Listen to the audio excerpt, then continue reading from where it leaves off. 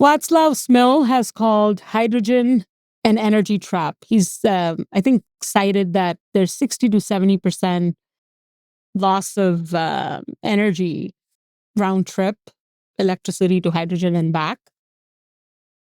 And yet you've got, EU and Germany and even actually International Energy Agency betting on hydrogen as a storage solution because batteries cannot solve for the multi-month duration or say extreme climate variants. How do you think about hydrogen? You've talked a little bit about that, of course, but would love to maybe dive deeper on that. Yeah, I think few people have claimed that, I mean, some of those people are actually famously proponents of first principles, but they often miss a fundamental point where yes, the efficiency cycle is important, but there are three different. At the end of the day, it's a cost, right? That's what matters. Most storage solutions, including batteries, are all priced per storage density, as I would like call it. It's like dollars per kilowatt hour. The more you store it, the more you pay for it. It's linear on the amount of storage. It's like batteries, for example. If you want to store for 1 hour versus 2 hours, it's double the price. Hydrogen, on the other hand, is probably one of the few solutions that is actually priced per power density. So you're actually paying upfront for all the power, the kilowatts that you wanna generate, but then storage incrementally becomes cheaper and cheaper because you're just adding more storage, like more tanks. The tanks are expensive, but nothing compared to the power in. So the average dollars per kilowatt hour, it's for a large system for hydrogen, is significantly cheaper compared to many solutions. There are a few other solutions which are probably more economical, like pumped hydro would be interesting, but that can only be done in certain geographical locations. You cannot be done in anywhere. But other than that, if you look at pure cost per storage, eventually, I don't think any solution comes close to hydrogen as a price. That matters for efficiency. It's if you look at only 100% or 90% efficiency, and that's your only metric, I think it defeats the purpose of looking at the problem holistically. And I mean, it's amazing how sometimes experts make these like simple mistakes to some extent. Having said that, like I initially also said, hydrogen is not the solution for everything, right? If you have a car, for example, you can charge it overnight. You don't care how heavy the car is. Yeah, then batteries work, and it's only short term. Makes out. If you're looking at an hour or two of storage, batteries are great. But there are other economics that dictate the long term power storage. So in that sense, anything above 4 hours today, lithium ion would be a bad solution for larger amounts of power storage. Anything above 12 hours, it's very clear, or anything about 24 hours, it's very clear the hydrogen will have a very clear. It's actually between that 4 to 12-hour gap, you would think of whether hydrogen is interesting or not. And then that all depends on the scale of the production and capex improvement that you can make, all that. But at the end of the day, I can even show you math that even a classical home battery solution would not pay off over time as a hydrogen solution at that scale.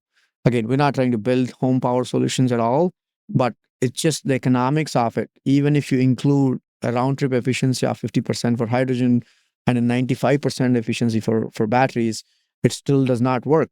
I mean, we've used gasoline engines for 100 years. Yeah. They're what, 25% efficient? It's not just that number that you should look at. You should look at the overall economics of it. I think that's the first problem with experts talking about it. But for industrial use cases, I think it also makes a lot of sense. The way we look at power storage, power backup as a solution, you will probably have a battery first layer for 1 or 2 hours of round trip, like a cache, and then you have a larger cache with something like hydrogen, which will work in conjunction with the batteries to create an overall solution. In fact, it's also it could be potentially that you would remove the batteries altogether, but I can totally build a solution. Think of a solution where you'll have long term storage and a couple of hours round trip solution all together that runs that runs as a storage. In fact, if you look at hydrogen as a power backup, I mean, this is a wild scenario because, like I said, we're not building a home scenario, but let's talk about it. If you think of a solution where you have a hydrogen power backup, if the bulk of that efficiency is going out as heat in water, so you could actually use some of the water as hot water. So you actually then it becomes significantly more expensive. You can also use some of the hydrogen in your natural gas pipelines, and you don't have to change your appliances. There's a solution to be built there. Again, it's always debated until someone builds it.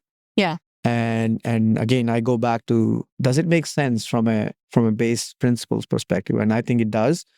Again, it all boils again to how do you crack that market? How do you target that market? But there's nothing fundamentally wrong in the molecule that again, otherwise, like you said, there's a lot of experts also invest in hydrogen for the same reasons. Your other question around why EU and other countries are doing it. If you take an example of India, India does not have any local natural gas or fossil fuel bases. They have a little bit, but they're fundamentally relying on other countries. So they don't have energy independence in some ways. What we have there is a lot of solar, a lot of scope potential for solar, wind, and other renewables. Then how are you going to store it? The only way India thinks it can bring in energy independence, energy resilience, if you want to use that term, is hydrogen has a big role to play in it.